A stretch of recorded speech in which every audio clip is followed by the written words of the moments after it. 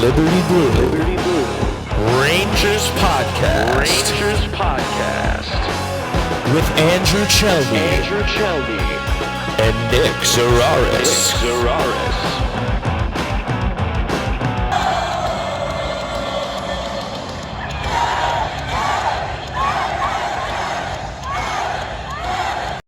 Rangers fans, welcome to the best Rangers podcast in town. I'm Andrew Chelney alongside Nick Zararis, and we are Liberty Blue. We scream about the Rangers so that you can save your voice. That's how deeply we care about you, and we appreciate that you've joined us for the ride. This is episode 37, live on Twitch, Twitter, and YouTube, recording just a little bit early, so hopefully Christopher doesn't do anything silly in the meantime. Full video will be up on our YouTube page at Liberty Blue Podcast, and the audio version will be available wherever you get your podcast. Search Liberty Blue on your favorite podcast platform, and it should be there. Give the show that shiny and illustrious 5-star review on Apple Podcasts and Spotify. It really, really helps the show more than you think it does. At Liberty Blue Pod on Twitter and Instagram, I'm at Chelney Andrew, CHELNEY Andrew, alongside Nick Zararis, Nick Zararis. Those are our personal Twitter handles to follow as well. Nick, the Rangers won a game with 4 defensemen last night. How about that? It kind of felt like everything imaginable was happening at once in that game yesterday. You had Miller get thrown out. You had them announce 5 minutes before the game starting that Carpenter and Schneider were both dressing, but they weren't playing. Zibanejad blocks the shot, and everybody thinks, he broke his ankle. The season's over. About as whirlwind of emotions as you could have through 2 periods of hockey. Zibanejad comes out for the 3rd period.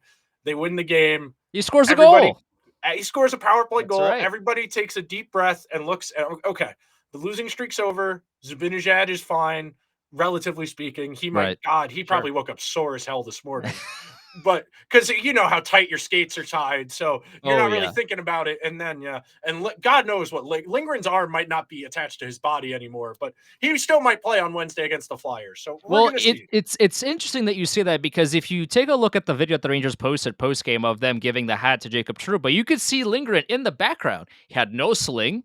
He looked fine, which is nothing short of a miracle. And I don't know what kind of voodoo Jim Ramsey, I don't know what kind of like contract Jim Ramsey has with his local voodoo person, but it's a great deal. I gotta tell you, because whatever he's doing to these players it's literally performing magic. Like knock on your desk. I mean, it's incredible, because when you looked at the hit that Lindgren sustained against the Capitals, you thought this was a separated shoulder, but it looked bad because of the way that Lindgren got up. His arm was dangling. Like, it did not look good at all.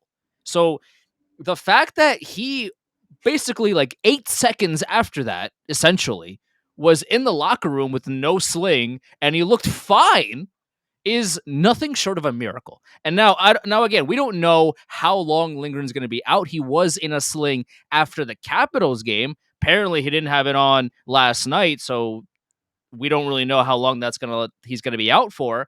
But I was worried that this was going to be an LTIR situation. Now, that could have helped the Rangers actually not only get Kane, but I made a joke that, like, hey, why don't the Rangers just get Jacob Chychrun, and then you just profit after that.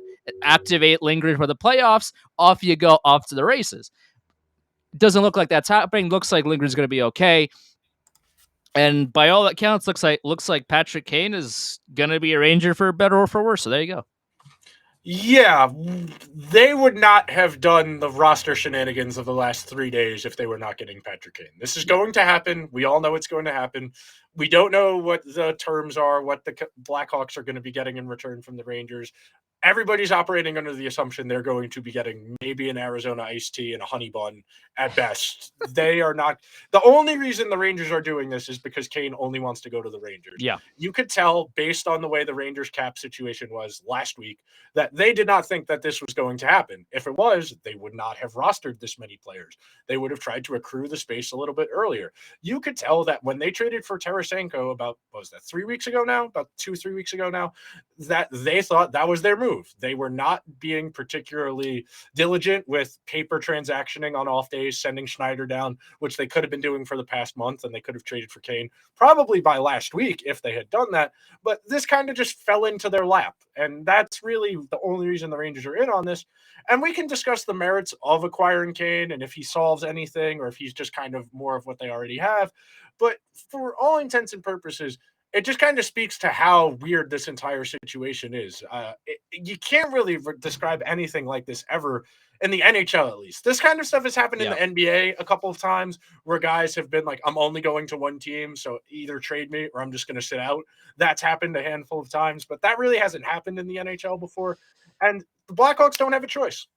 They, like we were talking about before we started recording, they can either get nothing for Kane in 2 months when the season's over, or they can get a 3rd round pick, a 4th round pick, maybe a B prospect from the Rangers.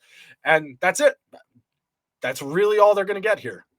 What's really interesting to me is when the Rangers acquired Tarasenko, and we talked about this before, but I want to bring it up again because obviously Patrick Kane is in the news. He's, by all accounts, going to be a Ranger within the next couple of days here, is that when the Rangers acquired Tarasenko, the reporting about Kane was that the Rangers did not like the way that Patrick Kane's hip was healing, and they decided to pivot to Tarasenko.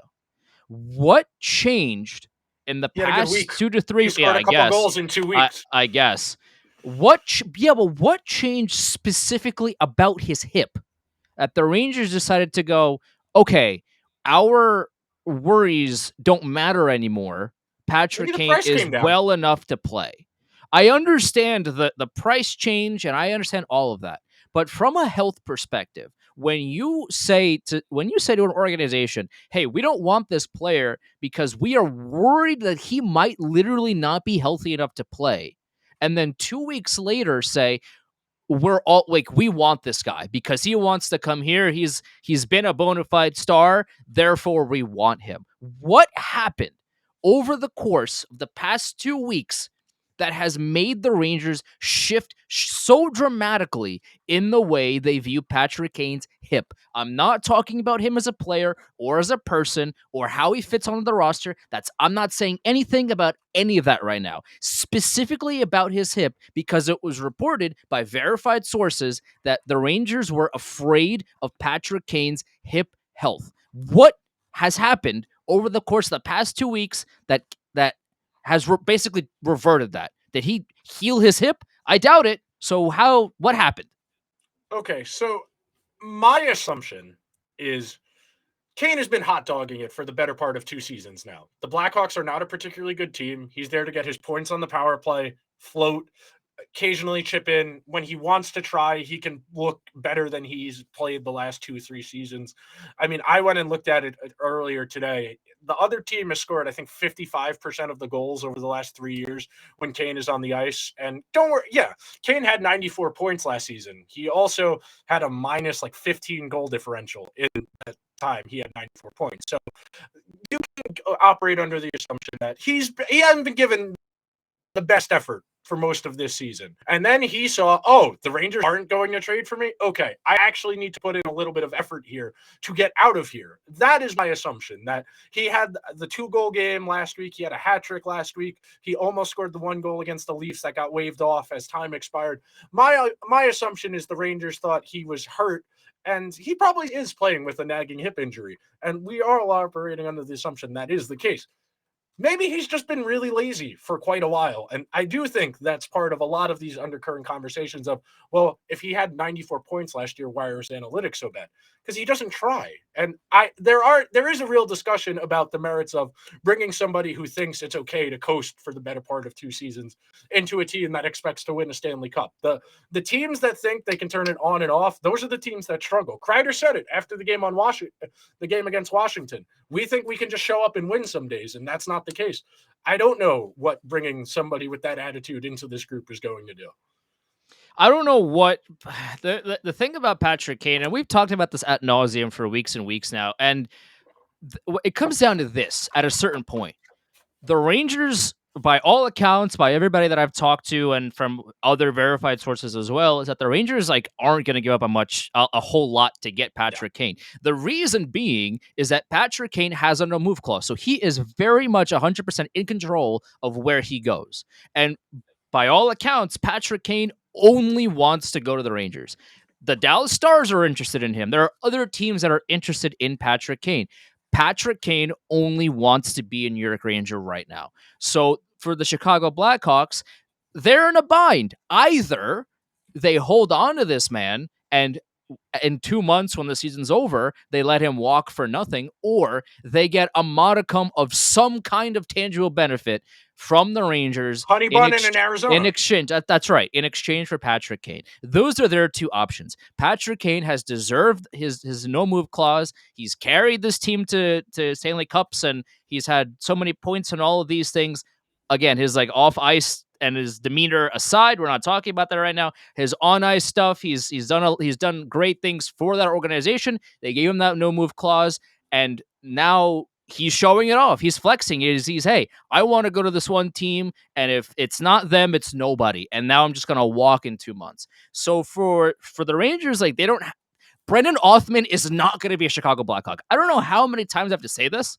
Brendan Othmann is not going anywhere. No prospect of note will be traded. Unless Connor McDavid suddenly becomes available, Brendan Othmann is not going to be included in any trade scenario. It's not happening. So the Rangers are probably just going to give up a mid-round pick to Chicago and another mid-round pick to a third team to broker this cap situation deal to make this happen for the Rangers.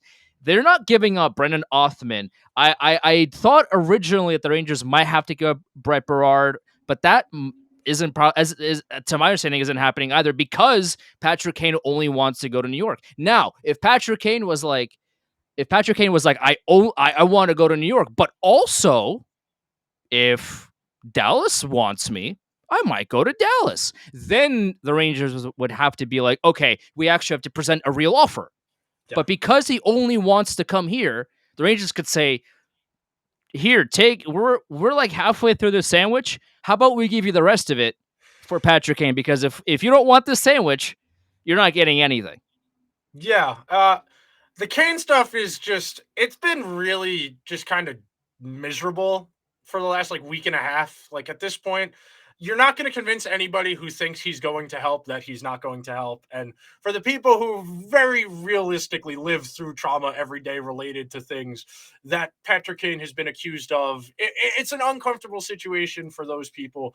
And it's been overly hostile for a while now on both fronts. For the people who are just unwilling to totally listen to hey, I had this life experience that, messed my life up. All I'm saying is have empathy for people who are a little bit uncomfortable about this. That's all I'm saying. I'm not saying you have to agree or you have to do this or that. I'm saying have empathy for people who are uncomfortable by this situation.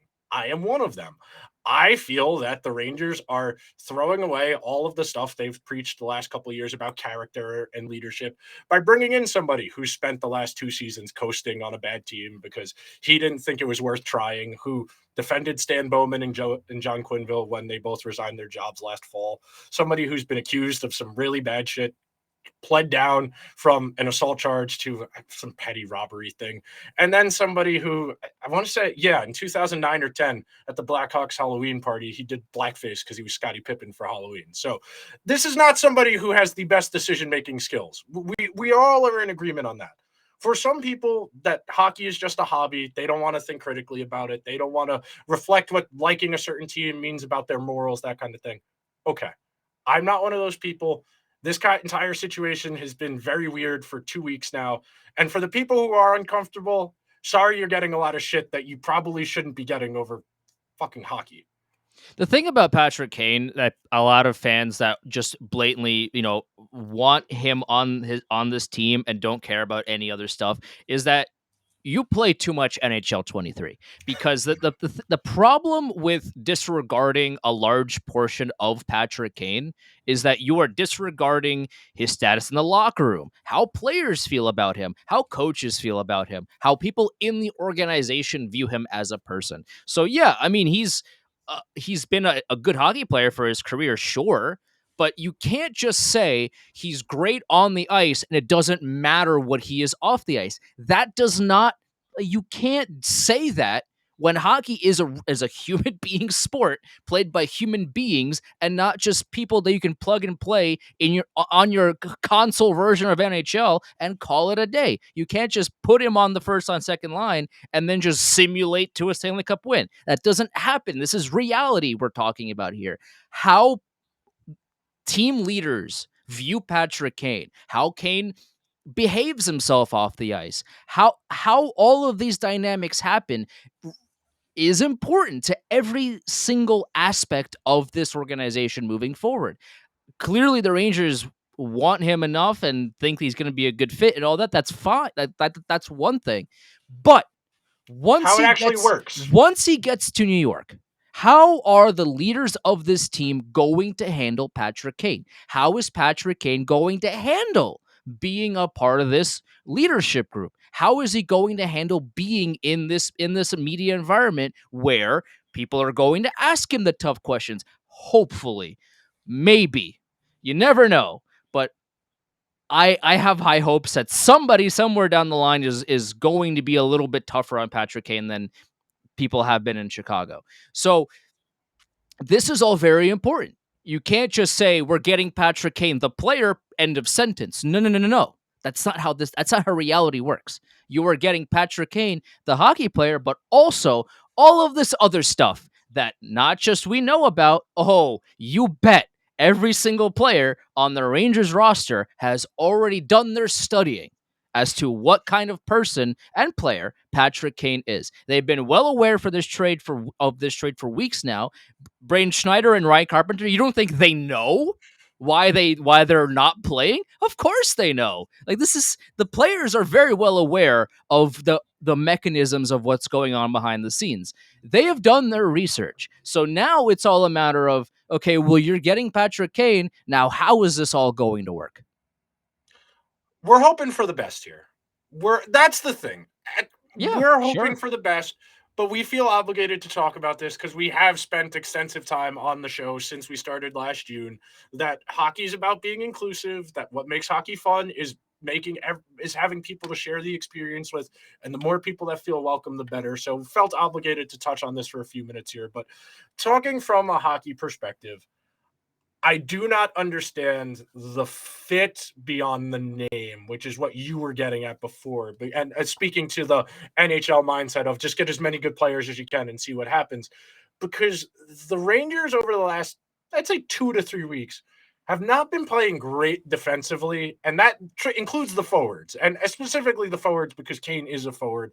And it's going to contribute to this situation here where the Rangers have been conceding a lot more chances against, and their goaltending has not been as good the last couple of weeks. For the season, it's about 9-11 at 5-on-5. The last 10 games, it's 890 something. So there's a real correlation here between the Rangers are conceding a lot more chances against, the goalies are saving fewer chances against.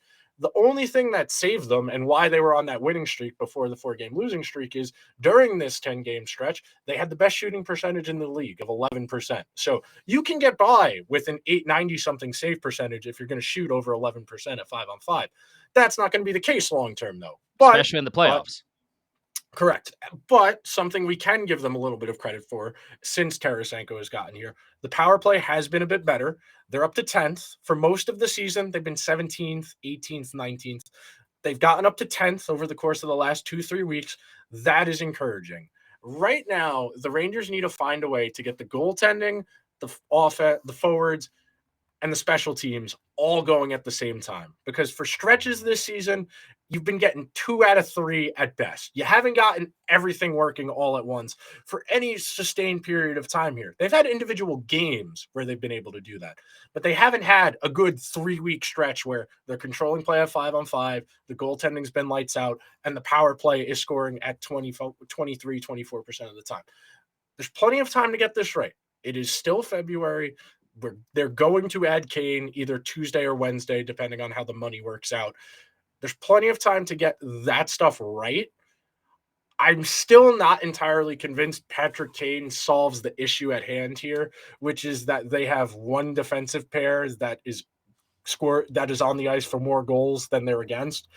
God bless Adam Fox. If the Rangers didn't have Adam Fox, the Rangers would be the Oilers, essentially, where they would be every single game. They would need to score 4 or 5 goals to have a chance to win. He's on the ice 62% of the goals. Every other defenseman on the Rangers is below 50%, other than Zach Jones, which he doesn't count anymore, unfortunately. Right. But go ahead. The thing about Patrick Kane as well that needs to be talked about is that he's going to play, to my understanding, he's going to be playing on a line with Panarin. They rekindling the old friendship that they had in Chicago and this and that and all these things. Okay. Panarin doesn't play defense. Like when he wants to, he's good, but he very rarely chooses to do it. Right. Like when he's up to the task, he will do it. The problem is he doesn't do it very often. So when you have a player like that plays defense very sporadically, when he wants to play defense and when he gives 110% for the game, he looks good on both ends of the ice. But there's not a whole lot of games this season where you can take a look at how he's played and say he had a really good 200-foot game. He's normally very dangerous in the offensive zone, sometimes in the neutral zone. Defensively, he hasn't been very good. That's not really a secret. It shouldn't be a surprise to anybody. Even if you're not into analytics, just watch this man play, and you will quickly realize that he isn't really giving it 100. He's not doing a whole lot defensively. Okay. So now you add Patrick Kane to that line, and you add the same player. So somebody who will score, sure, but provides absolutely nothing defensively. So now instead of having one player like that, when you can kind of... Don't forget Tarasenko, too. Yeah, I mean, Tarasenko, he's going to play on a different line, but that's...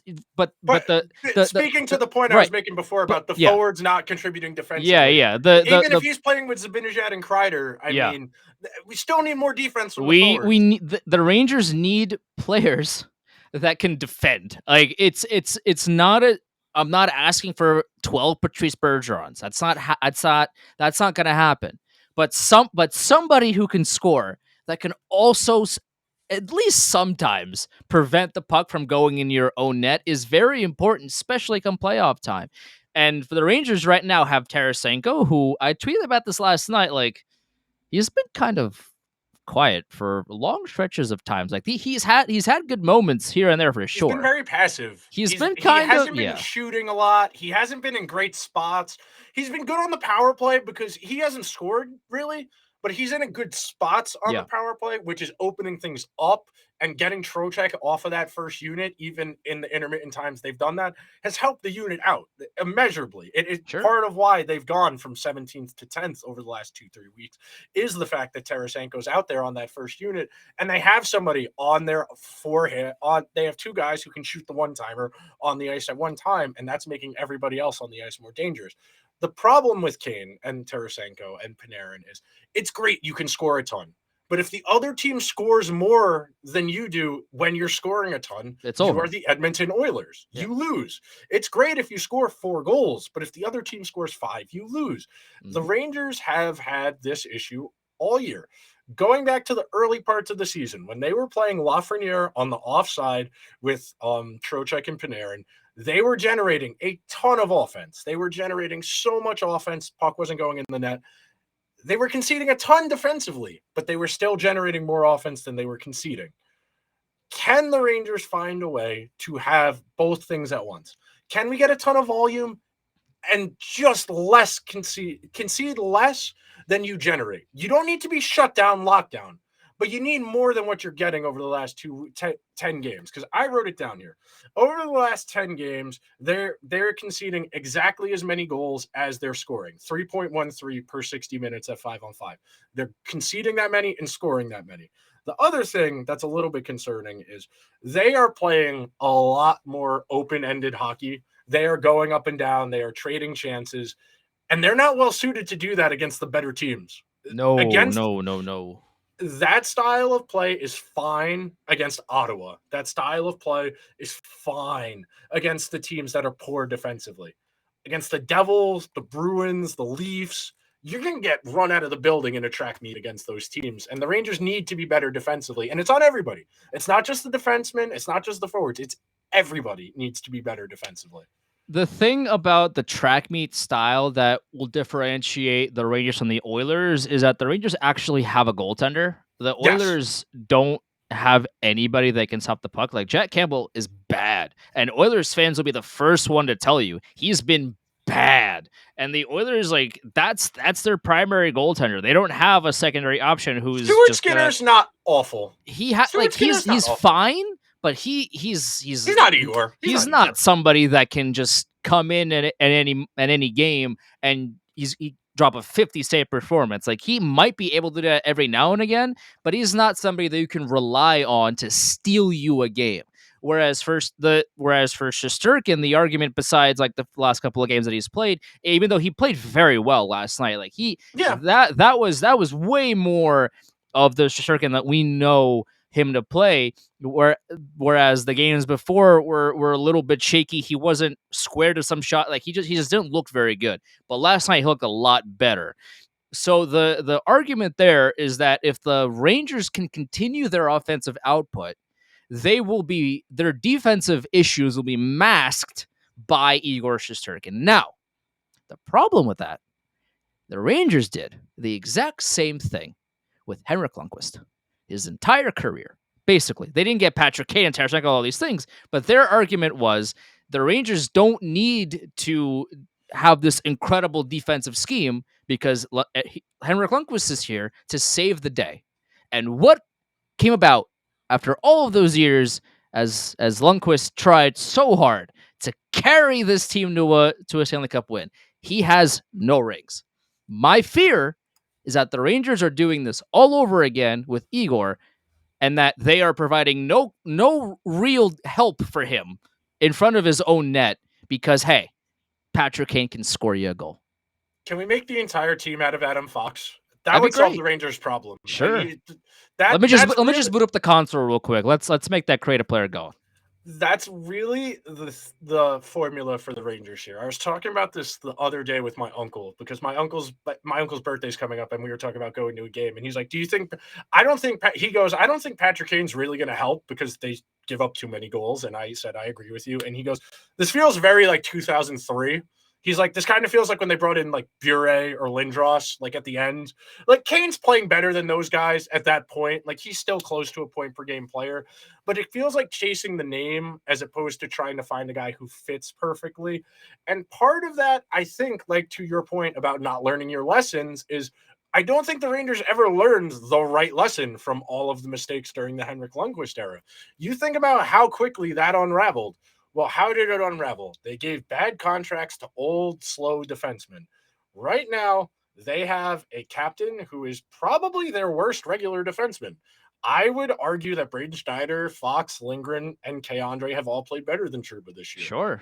I think there's a real argument that if the Rangers got a mulligan, they wouldn't do it. I think there's a world in which you could probably find a team to take him, even if you have to retain half, if he didn't have a no move. There's so many things here about that bleed into this about not learning from mistakes. I mean, you think about it. What were the Rangers' big takeaways when they really had one of those foundational shifts? We need to get tougher. So they brought in 3 guys who had no hockey upside whatsoever. One of them is still here, and he's maybe going to play 4th-line center or maybe top 6 wing. That's another thing my uncle said. He goes, how many games before Gaudreau plays more minutes than everybody on the kid line in a playoff game? And I said probably like game 4 of the first round. Yeah, like Gaudreau will go up into the top 6. They'll slide somebody else down. They'll skip a kid line shift a couple times, and you're going to end up with Gaudreau with 18 minutes because he's going to kill penalties and all of the things that go on. That's the other thing. Yeah. If you bring Kane in here, how are you ever going to get chemistry with these guys? He's kept the kid line together for now, which good. It's also cooled off a lot since he first put them together. They look good. They look good last night, though. They had a few good chances. They had one really good shift in the second period where Hedl had the puck down low, lost it, got it to Lafreniere. But generally speaking, I still don't really feel as confident as a lot of people out there do that this is going to be the move that gets them that much closer. You tweeted about this yesterday, and I think we can transition the conversation here to talking about it now. Is just The East is so Oh, good. yeah. The seven of the 8 best teams in the league are in the Eastern Conference. Yep. And the Rangers added Tarasenko, Timo Meyer. Excuse me. The Rangers added Tarasenko. They're going to add Patrick Kane. They added Tyler Mott. They added Nico Mikkola. The Devils added Timo Meyer. The Leafs added Ryan O'Reilly, Jake McCabe, and Sam Lafferty. The Lightning added Tanner Jeannot. I think the Lightning might add someone else too, just because I feel like they might. And Carolina has been linked to a lot of people. I feel Carolina is definitely going to add something before the deadline on Friday.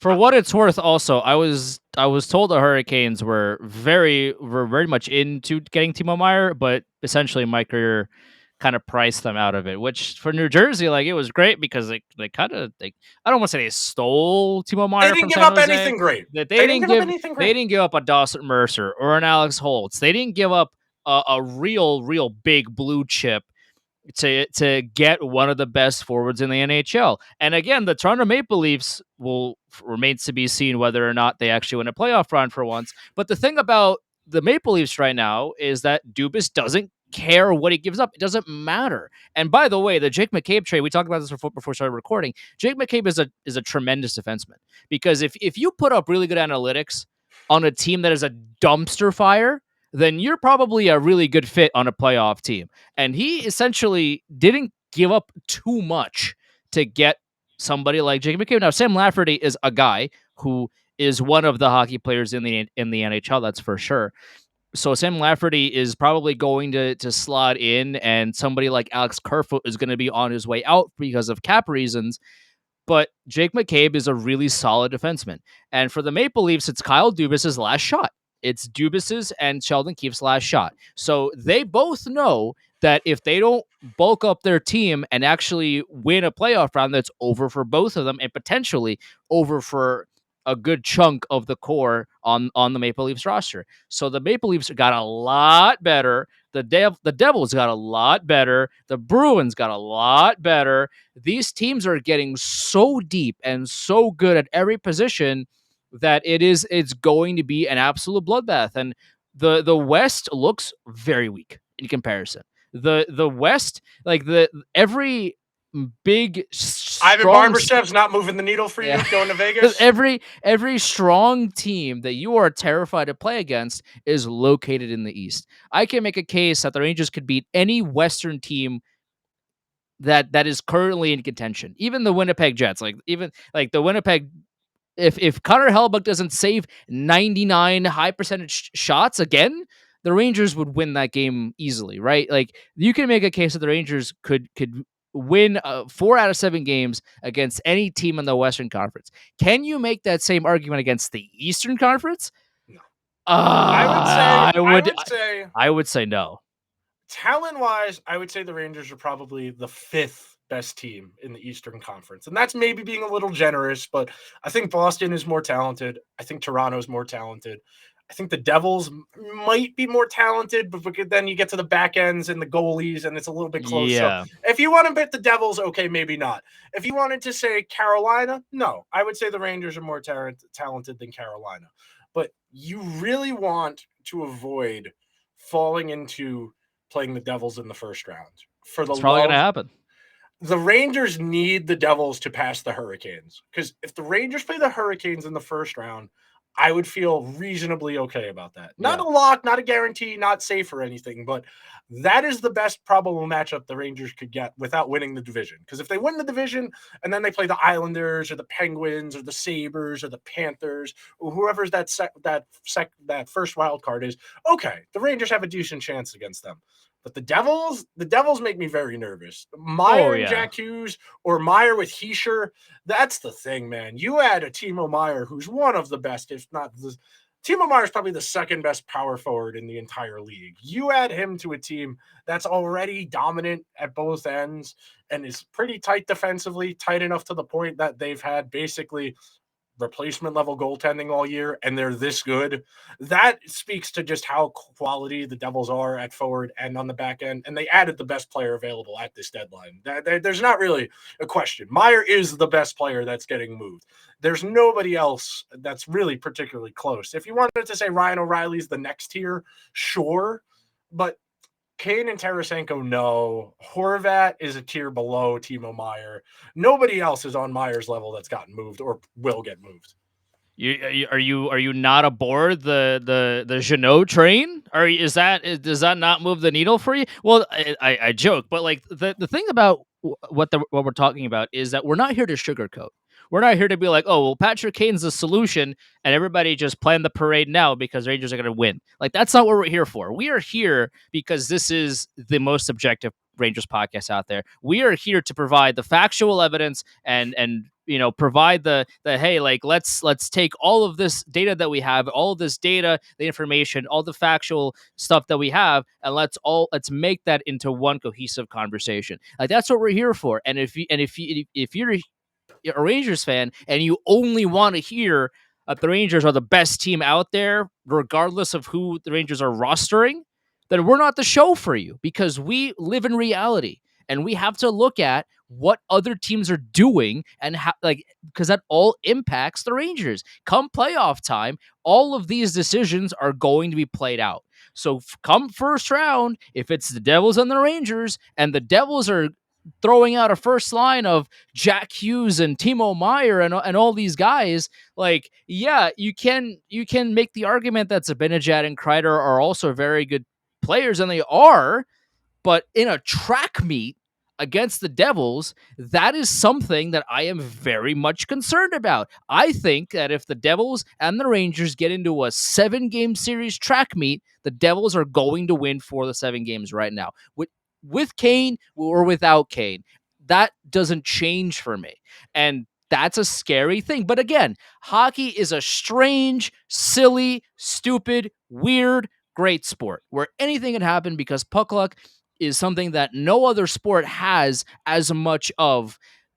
Anything can happen. You can get a shot from the blue line from Ben Harper, and it goes off of 17 people in front of the net, and it goes in, and the Rangers win in 7. Like, that can only happen in this sport that we love so much. Like, so it's tough to predict for sure, but just the way that other teams are gearing up for this really makes me scared to get through this gauntlet that's about to go down in the Eastern Conference playoffs.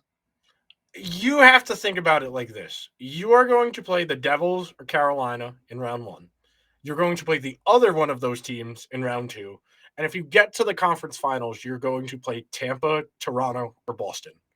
Great. I am not really putting one of the wild card teams, whether it's Pittsburgh, Buffalo, the Islanders, Detroit. No, I think the Rangers can beat all of those teams. Yeah, I think the Rangers can beat all of those teams. Yeah. If you're playing any of those Atlantic Division teams after beating the Devils and then Carolina, you're going to be tired. You're going to be beat up. You're probably going to have a couple guys playing at less than 100%. And you saw it yesterday. What happens when the Rangers are down 1-2 guys? There aren't a lot of teams that can sustain losing their first-line center. Not the Rangers are not. Most teams in the league are not the 2020 Lightning, who were able to play the entire season without Steven Stamkos, win the Stanley Cup, having Steven Stamkos play one shift in the playoffs. There's not a lot of teams that have the depth and the talent to be able to do that. Of course, there'll be people who say, well, yeah, the Lightning had a salary cap of $101 million. Yes, you're correct. I agree with you. But for all intents and purposes, you lose somebody of Zibanejad's ilk, Lindgren's ilk, you're done. That's it. You don't have the horses to compete with the other teams. The last thing I want to say before we wrap up and get out of here, that's not to say the Rangers cannot keep getting better. Sure. That is my assumption here. I said it before we started this part of the conversation that they haven't been able to get the 5-on-5, the goaltending, and the special teams all going at the same time. They get 2 of those 3 going, because right now I would argue all they've really got going is the 5-on-5 offense. The defense has been bad for 2 weeks now. The goaltending has really struggled the last 2 weeks. They need to get at least 1 more of those right by the start of the playoffs. If we're looking that second week of April when the playoffs start, and you've at least got Igor and the offense going, and the special teams are a work in progress, okay. If you get Igor and the power play, okay. But you need to get at least 2 of those 3 going if you really want to be in a good situation come playoff time. And there's a lot of time to get it right. There's going to be a lot of permutations of this lineup. You got your top 12 locked in now. You get Kane here Tuesday or Wednesday. He's going into the top 6. Gaudreau and Vesey go to that 4th line with Tyler Mott. You get the kid line, and then you either put Kane with Tarasenko, you put Kane with Trocheck and Panarin, or you put him with Zibanejad and Kreider, and then Tarasenko with the inverse. You know what the lineup's going to look like. There's going to probably be permutations of who plays with who. You know the 12 forwards. You know the 6 defensemen. You know your starting goalie. Your backup goalie's been a nice surprise this season. You got to figure it out now. This is it. There is no more reinforcements after Wednesday. When Kane gets here, there is nobody else. It is on the guys on that team. You heard Kreider say it. I mentioned it before when we first started. They cannot just keep showing up to games and expect to win. They can't. At this point in the season, to have stinkers like what you had against the Red Wings, the Capitals, it's just not acceptable to go out there and get dog walked 6-2 by a team that gave up. The Capitals gave up. They traded Orlov and Hathaway and said, okay, our season's over. Even if we make the playoffs, we know we're not beating Boston. You cannot go out there and get dog walked by a team that's conceded its season. Yeah, that was embarrassing. Like, if you can say anything that you want about that game, but ultimately it was embarrassing, especially because it was on national TV, man. That like, I mean, but just no. I know that, but from an optics perspective, because objectively more people are watching this game as opposed to a locally broadcasted event, to get embarrassed, not only on local TV, but to get embarrassed on national TV against it, like, you're the Rangers, a team that has Stanley Cup aspirations. You are playing a team that, like you said, gave up. They traded Orlov and Hathaway, and they have more players on the trade market, and they are done. They know that this is not the year for them, and this is their year to retool. Like, obviously, because they're not trading Ovechkin, like, they are still going to try to be competitive in some way. Maybe next year or 2 years on the line, like, they are trying to recuperate and retool as they go. So you are playing a team that essentially is punting for next season, and you go into that game and you get embarrassed like that. This is very reminiscent of the games in October, in November, in early December, where the Rangers kind of just showed up against bad teams, expected to win, and then they got humiliated. And that's what happened against Washington. Like, this is a team that has nothing to play for at this point. They are there to complete the season. Ovechkin the scoring record. Yeah, exactly. They are there to feed Ovechkin, and that's about it.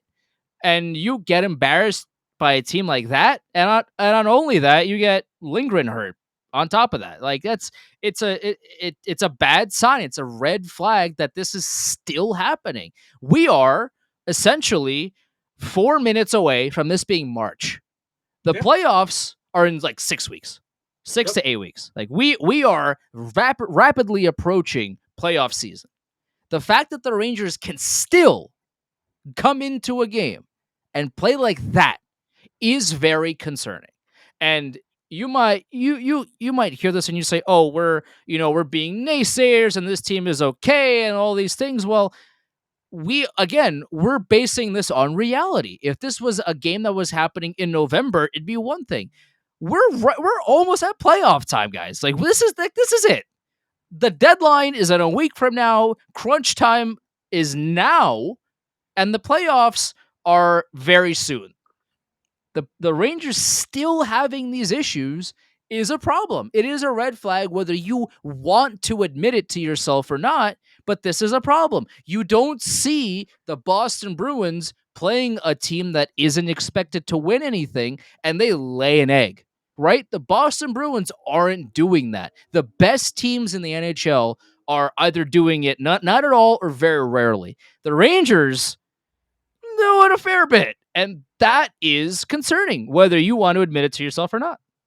I think it's tied to the track meet style of hockey, where if there's not that open space for them to break out and cleanly get to offense, they really have a hard time. I mean, the first half of the Kings game yesterday, they had a really hard time getting going on offense. By midway through the second, they started getting a little bit more zone time, and then they pulled away in the third. But when they got to work for that space, when they got to work through the neutral zone and go get the puck, it's a lot harder for them because that's not a style they're particularly comfortable with.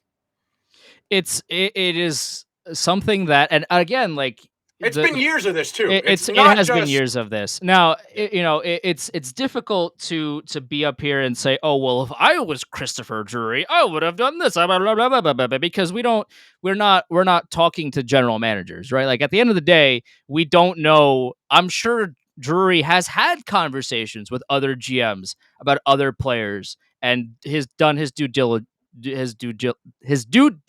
if I could speak there we correctly.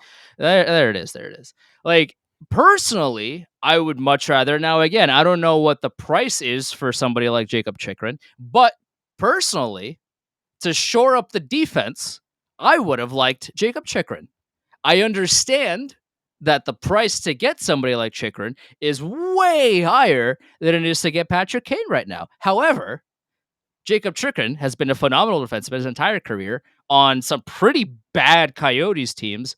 The Coyotes have been dangling him at the trade deadline every year, and every year they hold on to him. Now, I tweeted this out yesterday as well. Like, if he doesn't get moved at this deadline, I wouldn't blame him one bit if he files a grievance with the Coyotes, because this man, every year, he's like, his team goes to him, and they're like, oh yeah, we're gonna trade you. And then the deadline comes and goes, and he doesn't get traded. Like, eventually, the grievance is going to come.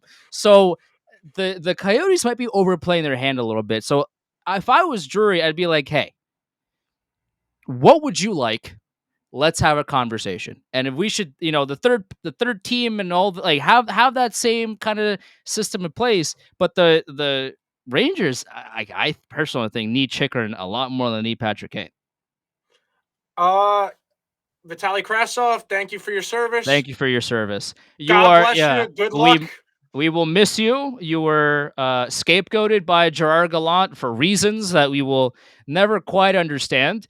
Yeah, they played Jake Leschyshyn over you. I don't understand it. I will never understand it, and we will miss you because Kravtsov will play in Vancouver, and I have no doubt in my mind that he will be a solid player for them.